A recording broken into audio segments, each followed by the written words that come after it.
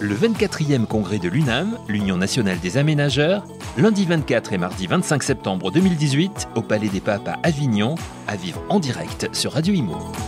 Eh bien bonjour, seconde journée de ce 24e congrès de l'UNAM, un congrès qui est marqué aussi par des interventions fortes et des réactions intéressantes, avec bien sûr des tables rondes thématiques pour vous donner un maximum d'éléments en matière de réflexion. Un élément qui fait beaucoup réfléchir, bien évidemment, ce sont les financements alternatifs, on peut dire peut-être alternatifs, on va en parler, avec une table ronde qui a pour titre « Comment utiliser les leviers du crowdfunding », on en parle beaucoup, dans le montage d'une opération et comment cibler les investisseurs privés. Ce que je vous propose, c'est que pour cette table ronde, on parle des solutions et notamment des retours d'expérience. Pour en parler sur le plateau, Louis Ravero, vous êtes de WICID, vous êtes directeur régional immobilier Rhône-Alpes, hein, c'est bien ça? Oui, tout à fait. Donc vous êtes voilà, à la manœuvre pour monter des opérations et à vos côtés, il y a une personne qui a été bénéficiaire finalement de ce type d'opération, qui est le patron d'une société qui s'appelle SEA, Société d'études azuréennes, c'est Yann Maignan.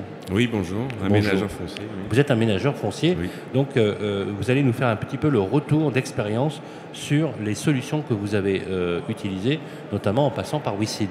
Alors, Louis, le crowdfunding, en quelques mots, c'est quoi exactement ? Alors le crowdfunding immobilier, c'est une façon en fait de lever des fonds pour les promoteurs et les aménageurs. Et on va dire à titre plus large tous les opérateurs immobiliers, leur amener des fonds propres pour qu'ils puissent développer leurs opérations. On est en fait partenaire en fonds propres donc, de l'aménageur qui lui a besoin donc, de se développer et notamment d'avoir des financements bancaires. Donc nous ne sommes pas sur la partie de financement bancaire. On n'en remplace pas la banque, on intervient le plus souvent sur la part de fonds propres que la banque demande justement pour boucler le tour de table de financement de l'opération. Alors, ça veut dire que finalement, si je comprends bien, imaginons qu'une banque veuille financer à hauteur de 70-80% du projet, que l'exigence en fonds propres ne permet pas toujours à l'opérateur d'avoir l'apport nécessaire. Ce financement complémentaire est une bonne solution ?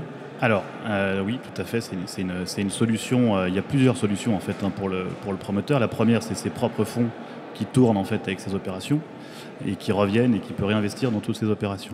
Ce qu'il faut savoir, c'est qu'avec toutes les contraintes qu'on a aujourd'hui dans le monde de l'aménagement, notamment les contraintes administratives, les longueurs d'obtention de permis, etc., les fonds propres mettent du temps à revenir. Mais le marché, lui, étant porteur, les opérations, il faut les saisir quand elles sont là. Et donc, nous, notre but, c'est d'apporter justement des fonds propres à l'opérateur qui n'est pas en manque de fonds propres, mais qui a beaucoup de fonds propres immobilisés dans beaucoup d'opérations.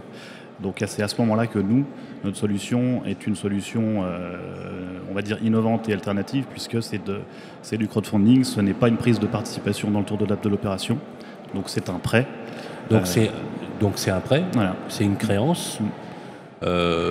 C'est quoi? C'est une obligation? C'est une obligation non convertible. On est vraiment sur une obligation qui est un prêt avec du coup une durée, un taux d'intérêt qui est défini en fonction justement de la qualité de l'opération, de son emplacement, etc. Dont le rendement est connu à l'avance. Voilà, tout est connu à l'avance, la durée, le rendement, le montant de ce prêt-là, qui est calculé en fait en fonction de ce que demande la banque en fonds propres et de nos propres critères d'analyse des opérations. D'accord. Quand vous recevez un dossier, ensuite on va entrer dans le vif du sujet avec Yann sur un dossier pratique, vous avez quoi? Un comité d'engagement? Voilà, vous checkez les dossiers. Est-ce que vous les analysez de la même façon qu'un banquier pourrait le faire? Tout à fait. Donc nous, on attache une grande importance à l'audit des opérations qui nous sont présentées. Donc on a pour cela constitué un comité d'audit constitué de professionnels de la profession, soit bancaires, soit anciens promoteurs, qui du coup analysent les opérations au même titre que la banque les analyse et valide ou non le projet et l'opérateur. Alors, Yann, vous êtes patron d'une PME. Oui, tout à fait. Vous avez eu un recours au crowdfunding. Est-ce qu'au départ, vous connaissiez le mécanisme avant de vous y intéresser? Oui, on cherchait des modes de financement alternatifs, je dirais. Et on a commencé à s'intéresser au crowdfunding il y a environ 3-4 ans, sur des opérations bien spécifiques, puisqu'on avait un nombre d'opérations qui sortaient sur le marché au même moment. Donc il y avait un petit embouteillage, je dirais, dans la sortie de nos opérations. Et c'est là où on a découvert le crowdfunding, et notamment la société WICID. Donc je suis monté les voir à Paris il y a 4 ans pour la première fois. Et à l'époque, c'était la première opération de lotissement qu'ils allaient financer. Ils faisaient déjà du financement d'opérations de promotion immobilière, mais je dirais pas d'aménagement foncier. Donc on a eu de longs échanges et à partir de là, on a dit que c'était effectivement on a trouvé que c'était une bonne solution de financement alternatif pour retrouver des fonds propres dans un système où de temps en temps, on a plusieurs opérations qui peuvent sortir en même temps parce que les problèmes administratifs font qu'on ne maîtrise pas le timing de sortie des opérations. Et on peut arriver à une sorte d'embouteillage, je dirais, avec 3-4 opérations qui sortent dans le même mois ou dans le même trimestre. Et là, ça peut poser donc des problèmes, même pour des structures qui ont des fonds propres assez solides, des problèmes de financement. Et il faut trouver des financements alternatifs comme le En fait, crowdfunding. vous voulez dire que parfois, il y a des opérations qui sont simultanées et qui sont fortement consommatrices de fonds propres. Tout à fait. Et donc, sur des opportunités d'opération, ça serait trop dommage finalement de les louper. Je caricature un peu, mais c'est un peu l'esprit. Et de se dire finalement, vu les exigences bancaires, d'avoir un financement complémentaire ou alternatif, ça devient du coup une bonne solution. Ça devient une bonne solution parce que l'opération, il faut la faire, parce que sur le papier, je dirais qu'elle fonctionne, non seulement d'un point de vue urbanisme, mais également d'un point de vue financier. Et c'est une opération ce sont des opérations qui sortent des marges normales, voire de très belles marges. Et à partir de là, il faut réussir à les financer. Et le financement alternatif à travers WICID est une des solutions qui nous est apportée. Alors, on comprend bien l'intérêt. Alors, du coup, c'est très clair pour les patrons de PME, parce que je rappelle quand même que les aménageurs sont une majorité de patrons de PME, il faut quand même le rappeler. Vous avez raison. 90% d'entre eux ont des entreprises d'une moyenne de 10 salariés, ce qui est quand même pas très élevé. Et donc, c'est presque même des TPE. Alors, question, comment vous déterminez le rendement? Alors, question bête. Le ticket moyen, c'est quoi? Ça commence à 100 euros, 1000 euros? Alors, il y a deux choses. Il y a le ticket moyen donc, que l'investisseur va investir. Donc, effectivement, le ticket minimum, c'est 100 euros d'investissement. Donc, la philosophie du crowdfunding, je pense que vous l'avez compris, c'est que ce soit ouvert au plus grand nombre. D'accord. Sur un support obligataire? Sur un support obligataire, 100 euros. D'accord. Et après, il n'y a pas de plafond. Donc, on peut mettre 1000, 2000, 3000, 10 000, 100 000. Il n'y a pas de limite. Ah, il n'y a pas de limite?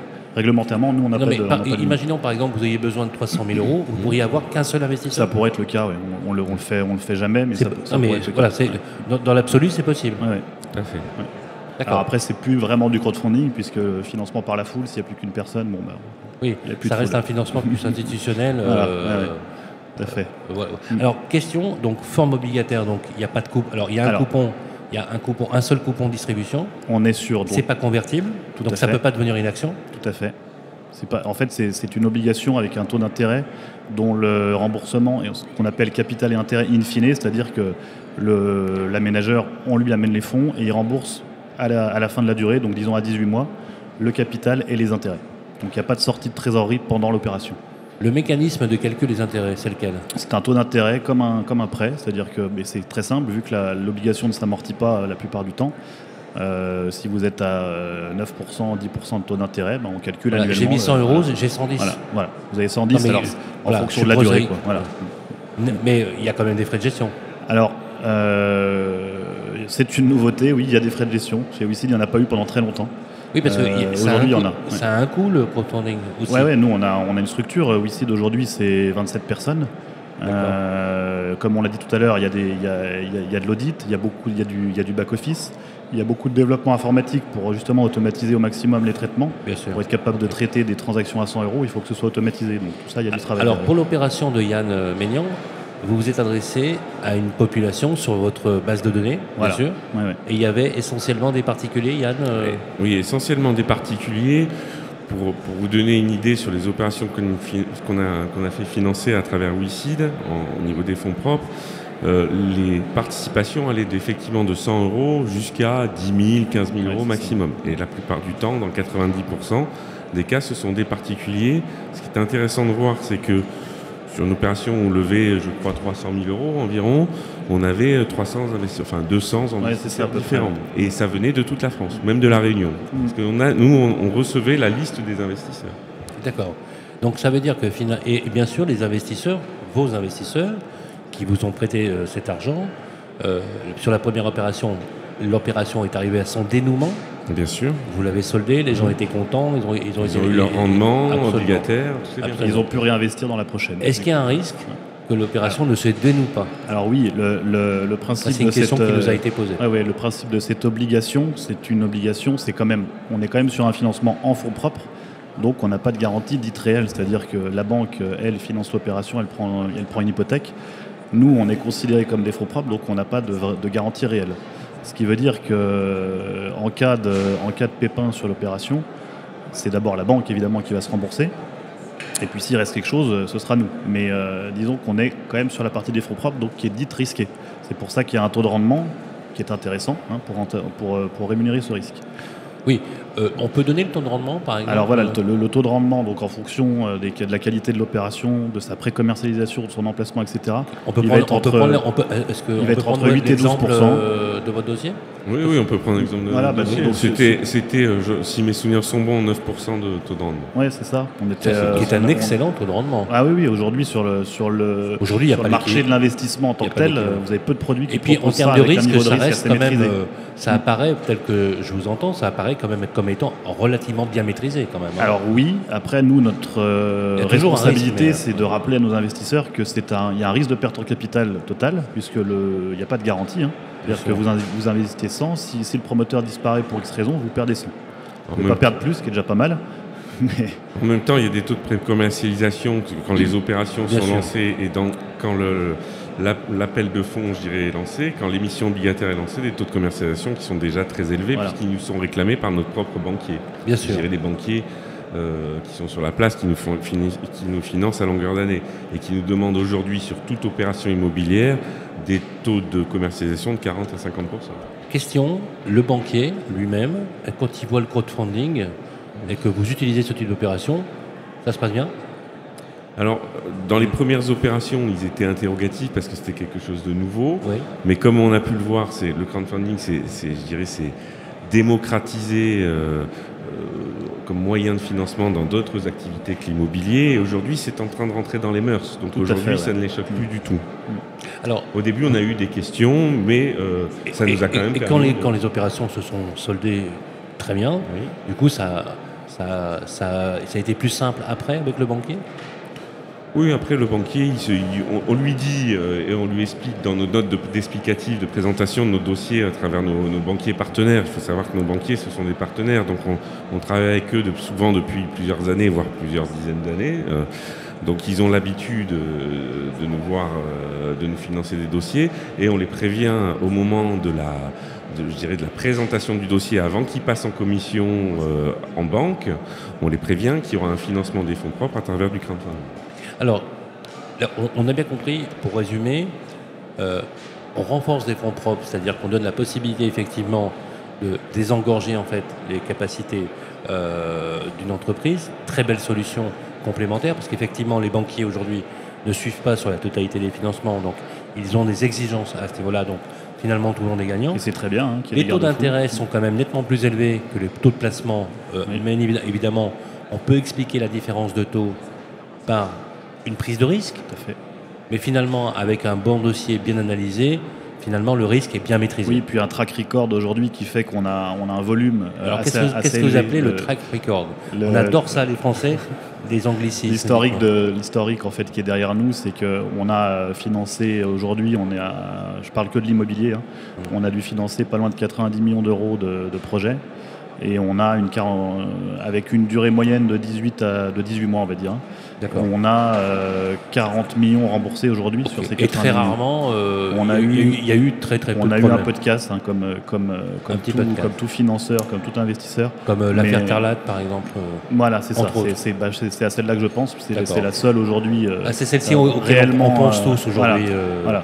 Alors, alors c'est intéressant parce que, vous voyez, cette affaire Terlat était une affaire emblématique parce qu'elle a révélé aussi les défaillances d'un système qui n'était pas aussi exceptionnel tel qu'on pourrait le dire. Et ce qui est très intéressant finalement, c'est que ce système, il est non seulement performant aujourd'hui, parce qu'il a acquis une certaine maturité. Voilà, tout à fait. Et c'est cette maturité dont elle avait besoin. Donc finalement, ce qui est intéressant, c'est que cette affaire-là, justement, Terlat, a concouru, je pense, à renforcer l'image et la qualité des opérateurs de crowdfunding, notamment par la réglementation, par les certifications, par la qualité aussi d'agrément. Là-dessus, il faut rappeler aujourd'hui que je crois qu'il y a une trentaine de plateformes sur le marché Il faut rappeler aussi qu'elles ne sont pas toutes agréées, elles n'ont pas toutes les agréments. Et donc il faut encourager les particuliers, les investisseurs, à bien sûr s'intéresser ici à la qualité des personnes. Yann Maignan, prêt à recommencer? Oui, bien sûr, on va financer une opération la semaine prochaine. C'est cette semaine. C'est cette semaine, on a une levée de fonds qui est prévue en fin de semaine sur une petite opération qu'on a aux alentours de Nice. Très belle solution pour les entrepreneurs. Merci beaucoup d'avoir participé à cette table ronde qui sera aussi diffusée sur Radio Imo. On mettra d'ailleurs les adresses internet données des protagonistes. Louis Ravreau, vous êtes directeur régional immobilier pour WICID pour la région Rhône-Alpes au bureau de Lyon. Et vous, Yann Maignan, vous êtes un entrepreneur de nouvelle génération, moderne, puisqu'il utilise aujourd'hui le financement alternatif. C'est peut-être le sens de l'histoire. Et vous êtes le patron d'une société qui s'appelle Société d'études Azuréenne. Vous êtes promoteur immobilier, mais vous êtes surtout aménageur foncier. Merci, messieurs. Merci beaucoup. Merci. Le 24e congrès de l'UNAM, l'Union nationale des aménageurs, lundi 24 et mardi 25 septembre 2018 au Palais des Papes à Avignon, à vivre en direct sur Radio Imo.